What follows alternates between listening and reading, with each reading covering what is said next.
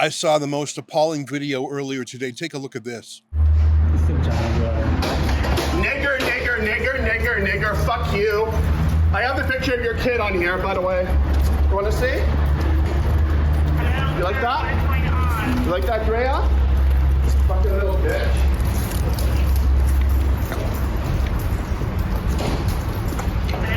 Look at all your little Hindu security over there around you. I feel scared.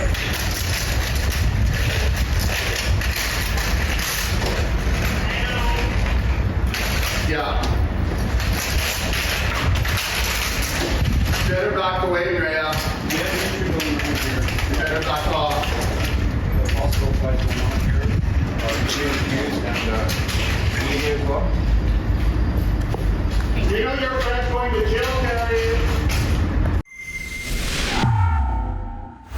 That's a monster named Jonathan Yaniv, a transgender extremist, a violent criminal, and obviously a racist and a misogynist. He was verbally attacking our reporter, Drea Humphrey.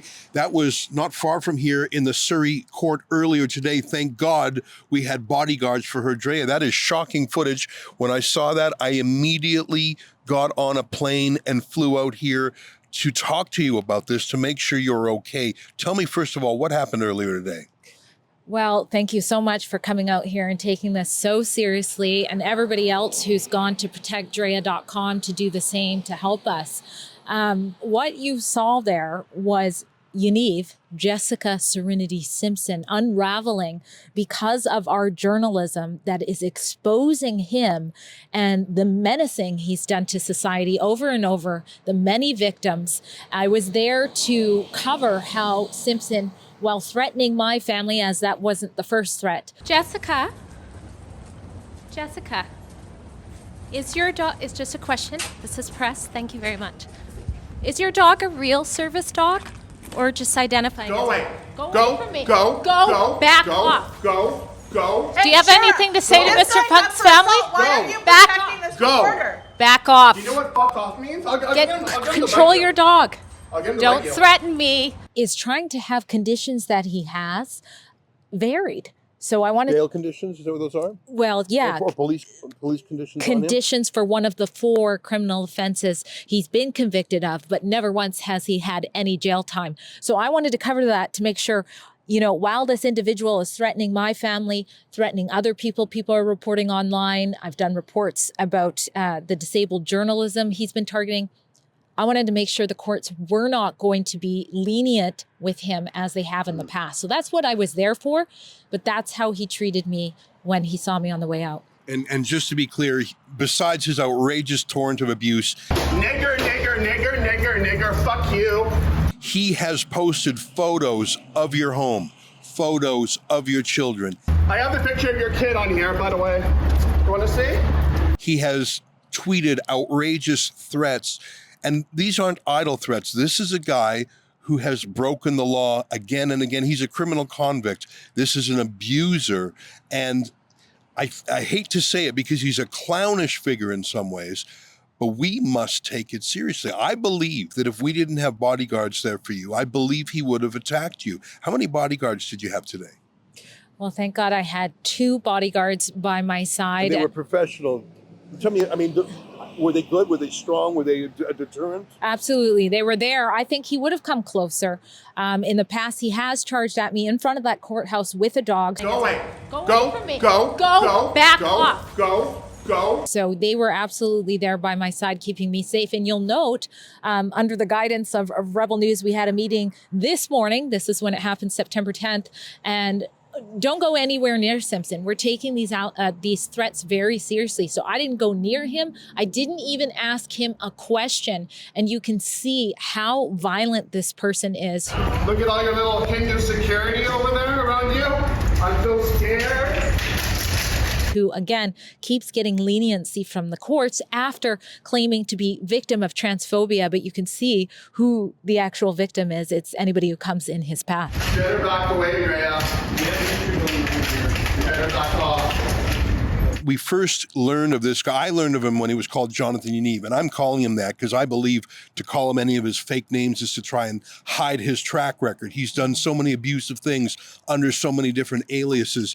This is the guy who, you'll remember a few years ago, would call up estheticians, people who wax feminine, they treat women clients only, and he would call up and say, I'm a woman, or he would write to them. He would show up and say, I'm a woman, now wax my male genitalia, or if you don't, I'm going to take you to the Human Rights Commission. And most of the female estheticians he were targeting were new Canadians, didn't know the language, didn't know their rights.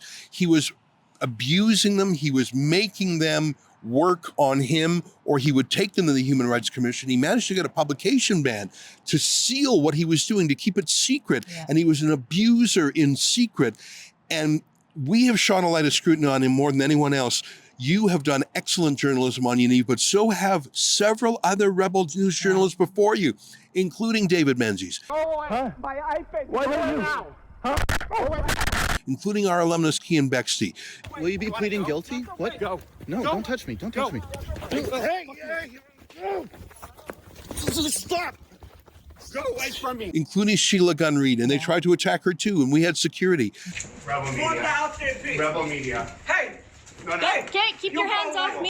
And I came out here because I wanted to make sure you were okay. You told me you were okay on the phone, and I believe you. But I wanted to see it.